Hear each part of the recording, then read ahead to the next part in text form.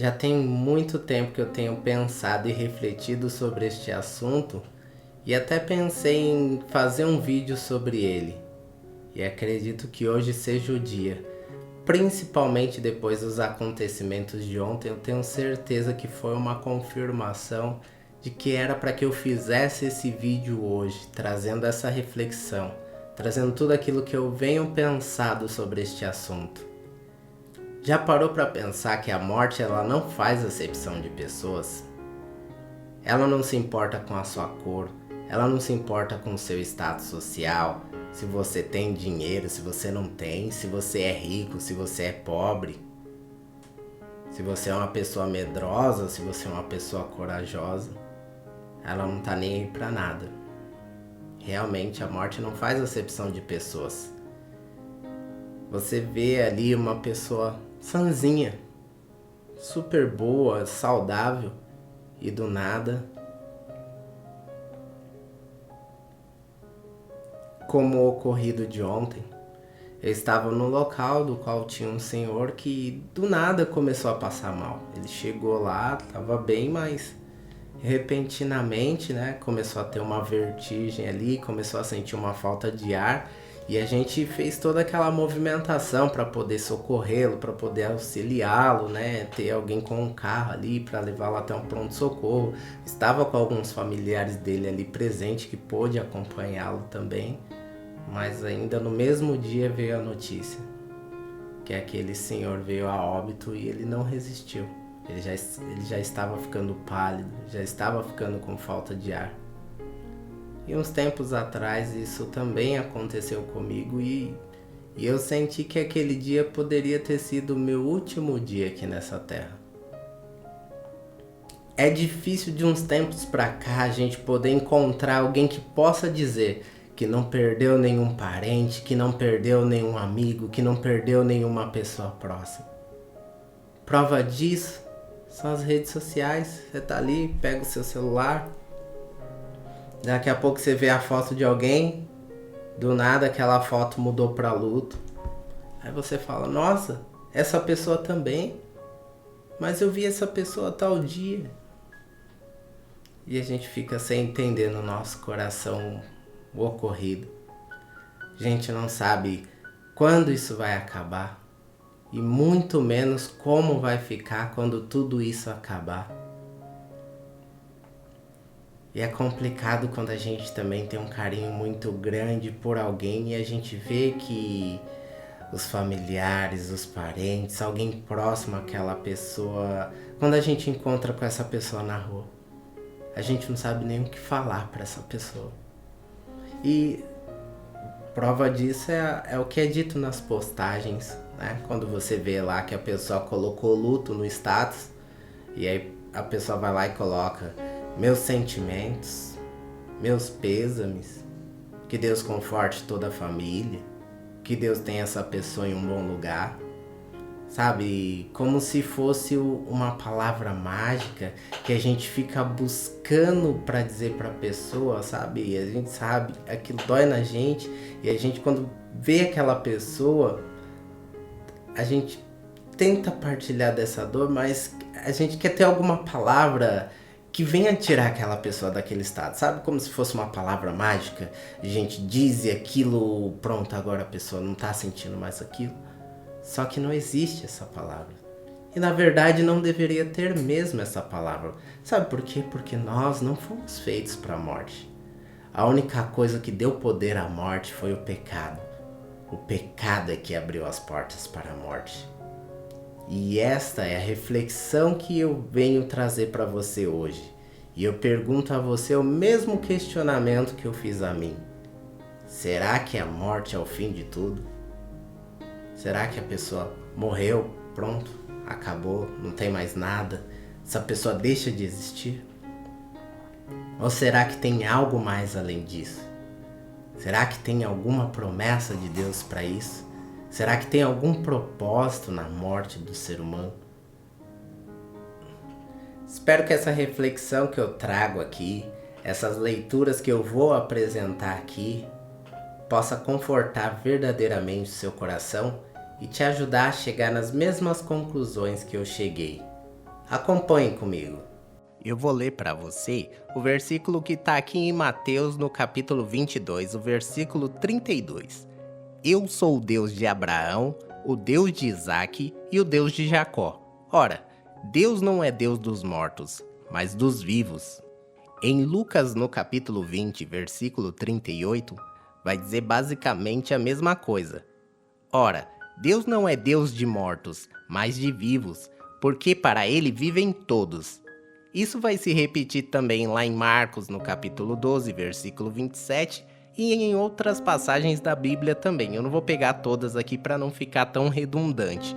Eu peguei essas passagens aqui simplesmente para que você entenda que para Deus não há mortos, somente vivos. Nós somos seres espirituais, vivendo uma experiência neste veículo físico e material que nós costumamos chamar de corpo. Aí eu te pergunto, Deus é espírito? Sim, Deus é espírito. E nós temos a concepção de que quando a pessoa morre, né? O que sai do corpo dela? É o espírito da pessoa, não é isso que é dito quando a pessoa morre e sai do corpo o espírito? Aí eu posso te dizer então que Deus está morto porque Deus é espírito? Claro que não, não é verdade? Deus está morto? Então não é porque alguém não habita mais um corpo físico que essa pessoa deixou de existir. Simplesmente, essa pessoa voltou a ser o que ela era antes de vir para essa terra. Ela só voltou ao modo de fábrica dela, o modo original, tal qual o Pai nos criou. Nós não fomos feitos para a morte, mas infelizmente, porque nós habitamos um corpo contaminado pelo pecado, nós não podemos habitar nele para sempre. Nós somos descendentes dos que pecaram lá no princípio da humanidade. Após isso, a morte passou a governar o mundo. Mas eu vou te falar de alguém que venceu esta morte, e seu nome é Jesus. A morte não pôde segurar ele porque ele é a própria vida. Poderia a vida morrer? É por isso que a morte não pôde dominar Jesus. Ele venceu a morte e por isso ele ressuscitou. Aí você pode me perguntar, então que domínio Jesus teria sobre a morte? Eu te respondo, todo domínio. Prova disso é que ele ressuscitou, não é verdade? Jesus ressuscitou Lázaro e ressuscitou outras pessoas também. E teve outros que ressuscitou ali no mesmo momento que Jesus entregou a sua vida ali na cruz. Lá em Hebreus, vai falar que essas mesmas pessoas que ressuscitaram morreram novamente a fim de receber uma ressurreição melhor e perfeita. Essas pessoas ressuscitaram no mesmo corpo de pecado que elas já possuíam. Por isso Lázaro também morreu novamente. Muitos até quiseram matar Lázaro novamente naquela época, porque eles viram que a ressurreição dele fez as pessoas acreditarem no domínio de Jesus sobre a morte. Mas mesmo assim, não puderam parar a mão de Deus de operar. Se não fosse assim, nem ficaríamos sabendo que isso aconteceu. Mortos? Sabe o que são mortos para mim? Mortos são aqueles que não se arrependeram dos seus pecados, que não querem abandonar a maldade, que não querem ter parte nenhuma com Deus. Foi por isso que a morte entrou no mundo. Já pensou se os tiranos da história estivessem vivos até hoje? Imagina, a eternidade causando destruição? Aí não dá, né? Vai vendo. Jesus uma vez chamou um camarada para seguir ele e o rapaz respondeu: primeiro eu vou sepultar um parente, depois eu volto para te seguir. Eu acredito que o parente desse rapaz já estivesse bem velhinho e este jovem quisesse esperar até que essa pessoa morresse para depois de livre deste compromisso, né, de honrar pai e mãe, esse jovem pudesse seguir Jesus. Ou mesmo que fosse, né, que este parente dele tivesse acabado de morrer, provavelmente Jesus poderia ir lá e ressuscitar ele, não é? Mas enfim, sendo uma coisa ou outra, Jesus respondeu o seguinte para esse camarada: deixe que os mortos enterrem os seus próprios mortos. Ou seja, quem não serve a Deus já está morto espiritualmente, mesmo que essa pessoa esteja viva fisicamente. Trocando em miúdos, sabe o que significaria essa cena? Mortos espirituais enterrando mortos físicos. E Jesus disse: aquele que crê em mim, mesmo que morra, viverá. Esta é a promessa que Deus tem para aqueles que o servem. De uma coisa eu sei, nós não devemos culpar a Deus, falar que Deus tirou alguém da gente, que é maldade de alguém, ou ficar lamentando com tristeza pela perca de alguém. Uma hora, todos nós vamos nos encontrar lá do outro lado. E do outro lado, nós iremos aguardar aquele grande dia, que é o dia da manifestação da promessa, do qual já não vai haver mais morte, nem choro, nem lágrimas, e nós voltaremos a viver num corpo revestido de glória, assim como aquele que Jesus teve após ressuscitar no terceiro dia. Nós só devemos lamentar e pedir misericórdia para aqueles que não despertaram para esta verdade ainda e continuam vivendo como mortos espirituais, pessoas presas pela maldade e que morreram sem se arrepender e nem se dar conta daquilo que eu tô falando para você agora. Agora, do outro lado, a pessoa pode ver claramente a realidade tal como ela é. O rico não pediu para que alguém fosse lá alertar a família dele lá, como que era lá do outro lado, e o que foi respondido para ele? Que nós tínhamos Moisés e os profetas e que nós devíamos crer neles. A morte não é confirmada somente quando o médico vai lá e assina o atestado. Basta apenas a pessoa deixar de viver, sabe? Quando a pessoa se entrega, desiste da vida, ela já morreu. Ou quando ela também quer partir logo, sabe?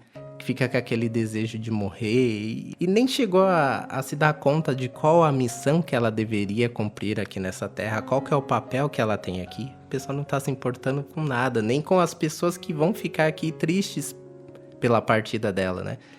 Por mais que nós não devemos nos entristecer pela partida do outro, a pessoa não tá nem pensando nem nessa situação, simplesmente ela quer partir e as pessoas que ficarem aí que se virem com a falta dela. Mas enfim, aquele jovem que Jesus chamou para segui-lo não percebeu que era a própria vida que estava chamando ele. Se esse jovem estivesse vivo espiritualmente, ele teria percebido isso daí rapidamente. Sabe o que Jesus estava fazendo? Ele só estava pondo para fora aquilo que estava no coração daquele jovem.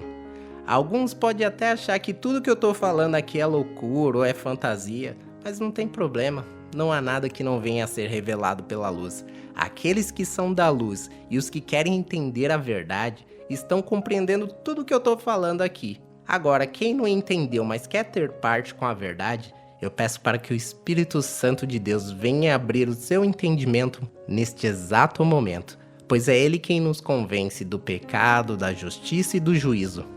Que esta palavra seja recebida em seu coração com fé e com esperança, pois nós não perdemos ninguém. Na verdade, foram os céus que estão em festa recebendo estes guerreiros e guerreiras que combateram seu bom combate e completaram a sua missão aqui na Terra. Nós queremos explicação para tudo, né? Isso daí é natural, né? Porque o nosso entendimento é pequeno e é falho, mas Deus sabe de todas as coisas. Há pessoas que querem tirar foto da pessoa quando ela já não está mais entre os vivos lá e do velório, de todo aquele cenário ali. É assim que você quer recordar daqueles que foram importantes para você? Acredito que não. Que nós possamos recordar dessas pessoas tão especiais em nossas vidas pelos momentos de alegrias que nós vivemos com essas pessoas e aquilo que elas nos proporcionou. Assim também deve ser essas fotos que a gente posta, que a gente guarda, porque é da mesma maneira que a gente está vendo ali naquela foto da pessoa viva, da mesma forma Deus está vendo essa pessoa ali do outro lado, porque para Deus não há mortos. Saudade sim, tristeza não, porque para Deus só há vivos, e Ele é Deus de vivos. Eu sei que lá do outro lado essas pessoas estão bem e felizes por ter depositado a sua confiança no Criador da nossa existência. E eu quero encerrar aqui só com mais uma passagem para não deixar a impressão de que tudo que eu falei aqui foi só palavras minhas, né? Porque eu tô falando de algo que eu fiquei refletindo sobre isso nesses últimos tempos, aí fica parecendo que é tudo achômetro meu, mas na verdade tudo isso que eu refleti está embasado na palavra. E eu quero ler aqui 1 Coríntios, capítulo 15, do versículo 12 ao versículo 58. Ora, se prega que Cristo ressuscitou dentre os mortos, como dizem alguns dentre vós que não há ressurreição de mortos? E se não há ressurreição de mortos, também Cristo não ressuscitou. E se Cristo não ressuscitou, logo é vã a nossa pregação e também é vã a vossa fé.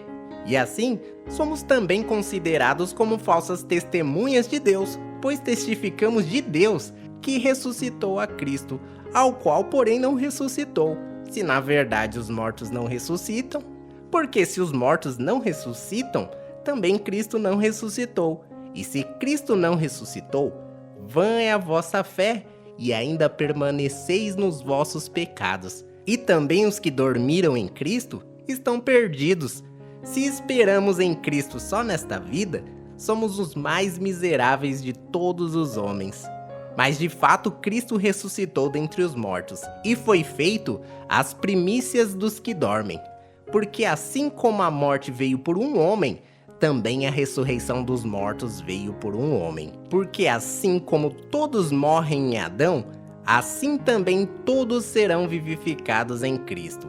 Mas cada um por sua ordem. Cristo as primícias, depois os que são de Cristo na sua vinda, depois virá o fim, quando tiver entregado o reino a Deus, ao Pai.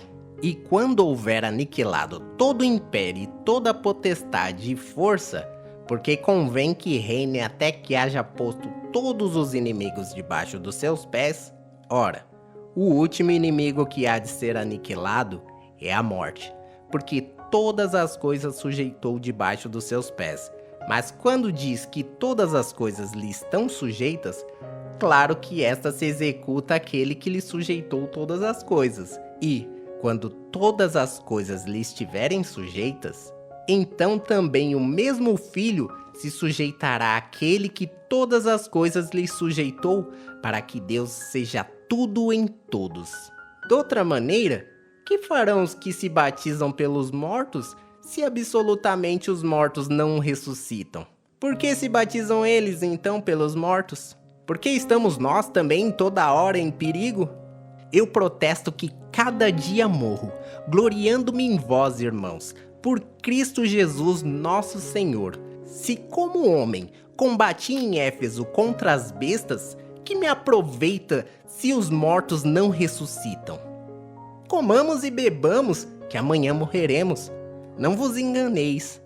As más conversações corrompem os bons costumes. Vigiai justamente e não pequeis, porque alguns ainda não têm o conhecimento de Deus. E digo para vergonha vossa. Mas alguém dirá: como ressuscitarão os mortos? E com que corpo virão? Insensato! O que tu semeias não é vivificado se primeiro não morrer. E, quando semeias, não semeiais o corpo que há de nascer, mas o simples grão, como de trigo ou de qualquer outra semente. Mas Deus dá-lhe o corpo como quer, e a cada semente o seu próprio corpo. Nem toda a carne é uma mesma carne, mas uma é a carne dos homens, e outra é a carne dos animais, e outra a dos peixes, e outra a das aves, e há corpos celestes e corpos terrestres. Mas uma é a glória dos celestes, e outra a dos terrestres. Uma é a glória do sol, outra é a glória da lua, e outra a glória das estrelas, porque uma estrela difere em glória de outra estrela. Assim também a ressurreição dentre os mortos semeia-se em fraqueza e ressuscita com vigor. Semeia-se o corpo natural, ressuscitará o corpo espiritual. Se há o corpo natural, há também um corpo espiritual. Assim também está escrito: o primeiro homem, Adão, foi feito em alma vivente. O último Adão, em espírito vivificante. Mas não é o primeiro o espiritual, senão o natural, depois o espiritual. O primeiro homem da terra é terreno, o segundo homem é o Senhor e é do céu.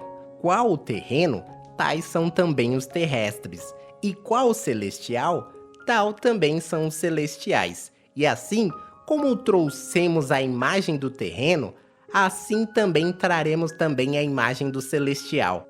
E agora digo isso, irmãos, que a carne e o sangue não podem herdar o reino de Deus, nem a corrupção herdar a incorrupção.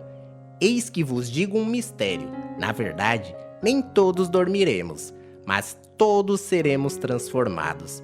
No momento, num abrir e fechar de olhos, ante a última trombeta, porque a trombeta soará e os mortos ressuscitarão incorruptíveis, e nós seremos transformados. Porque convém que isto que é corruptível se revista da incorruptibilidade, e que isto que é mortal se revista da imortalidade.